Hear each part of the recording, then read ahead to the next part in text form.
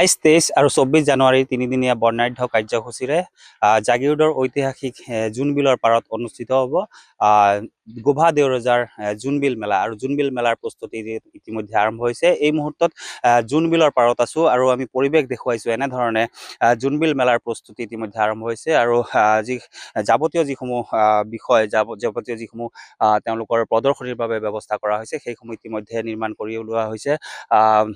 ডেকা চাং, বৰঘৰ বা চাংঘৰ, এনেধৰণে মুৰ্গীৰ গঁৰাল বা গাহৰিৰ গঁৰাল, এনেধৰণে যি প্ৰদৰ্শনীমূলক যিসমূহ ব্যৱস্থা আছে সেইসমূহ ইতিমধ্যে সম্পূৰ্ণ হৈছে। আৰু 22, 23 আৰু 24 জানুৱাৰী তিনিদিনীয়া বৰ্ণাঢ্য কাৰ্যসূচীৰে যিহেতু জোনবিলৰ পাৰত অনুষ্ঠিত হ'ব জোনবিল মেলা, আৰু মুদ্ৰাৰ প্ৰচলন স্তব্ধ হৈ বিনিময় প্ৰথাৰে উজলিব জোনবিলৰ পাৰ। আৰু জোনবিল মেলাৰ এই প্ৰস্তুতি সম্পৰ্কে মেলা পৰিচালনা সমিতিৰ বিষয়ববীয়াসকল আছে, আমি তেওঁলোকৰ পৰা কিছু কথা জানিম। 22, 23 আৰু 24 তিনিদিনীয়া বৰ্ণাঢ্য কাৰ্যসূচীৰে জোনবিলৰ পাৰত জোনবিল মেলা অনুষ্ঠিত হ'ব, কেনেধৰণৰ? হয়, 22 জানুৱাৰী তাৰিখে আমাৰ প্ৰথম পৰ্ব হৈছে দেওশাল শিৱথান মাংগলিক পৰ্ব অনুষ্ঠিত হ'ব। তাৰপিছতে ইয়াতে বন্তি প্ৰজ্বলন হ'ব, পতাকা উত্তোলন হ'ব, আৰু সেইদিনাখনে আমি 3খন গ্ৰন্থ আমি উন্মোচন কৰিম।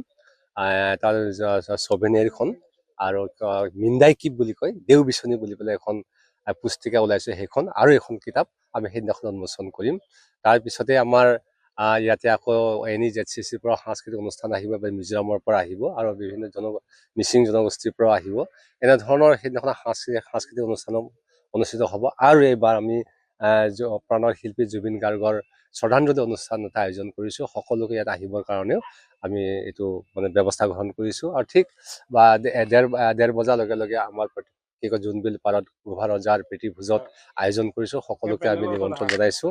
আৰু সন্ধিয়া সাংস্কৃতিক অনুষ্ঠানটো অনুষ্ঠিত হ'ব। আৰু সেইদিনাখনে পাহাৰৰ পৰা প্ৰায় কাৰ্বি আংলঙৰ পৰা প্ৰায় 60তকৈও অধিক গাঁও নামি আহিব, আৰু মেঘালয়ৰ পৰা 25ৰ পৰা 30খন গাঁও নামি আহিব। পাহাৰৰ উৎপাদিত হোৱা মেটমৰা সামগ্ৰী তেওঁলোকে ইয়ালৈ আহি পাবহি, আৰু ভৈয়ামৰ লোকসকলে ইতিমধ্যে চিৰা পিঠা লৈ পেলাই সাজু হৈছে।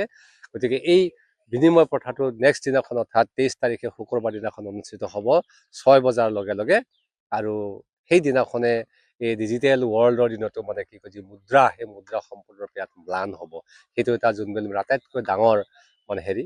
গতিকে অসমৰে নহয়, অকল তিৱা জনগোষ্ঠীৰে নহয়, অসমৰ লগতে ভাৰতবৰ্ষৰে এইটো এটা সম্পদ হৈ পৰিছে। গতিকে সকলোকে ইয়াৰ সহায় সহযোগিতা পাম বুলি আশা ৰাখিছোঁ। ইতিমধ্যে আগবাঢ়িছে।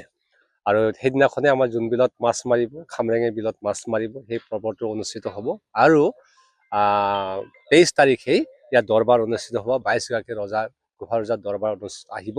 আৰু সেইদিনাখনেই আমাৰ অসমৰ জনপ্ৰিয় মুখ্যমন্ত্ৰী ডক্টৰ হিমন্ত বিশ্ব শৰ্মাক আমি আমন্ত্ৰণ জনাইছোঁ। তেখেতে গোভা ৰজা সহ 22গৰাকী ৰজাক ৰাজভাতা প্ৰদান কৰিব। আৰু NEZCC সেইদিনাখনে সাংস্কৃতিক অনুষ্ঠান কৰিব। আমি সাংস্কৃতিক অনুষ্ঠান আয়োজন কৰিছোঁ। আৰু ৰাতিপুৱা গধূলিও সাংস্কৃতিক অনুষ্ঠানবিলাক হ'ব। আৰু লগতে শেষৰ দিনাখন প্ৰতীকী ৰূপত কৰ সংগ্ৰহ কৰিব, আৰু ইয়াতে কবিতাৰ মেল অনুষ্ঠিত হ'ব। অসমীয়া ভাষা আৰু তিৱা ভাষাত কবিতা আবৃত্তিবিলাক অনুষ্ঠিত হ'ব। ইয়াত তিৱা সাহিত্য সভাৰ বিষয়ববীয়াসকলক আৰু অসম সাহিত্য সভাৰ কমি সন্মিলনৰ উপসমিতিৰ বিষয়ববীয়াসকলক আমি দায়িত্ব দিছোঁ, সঞ্চালনা কৰিব তেখেতসকলে।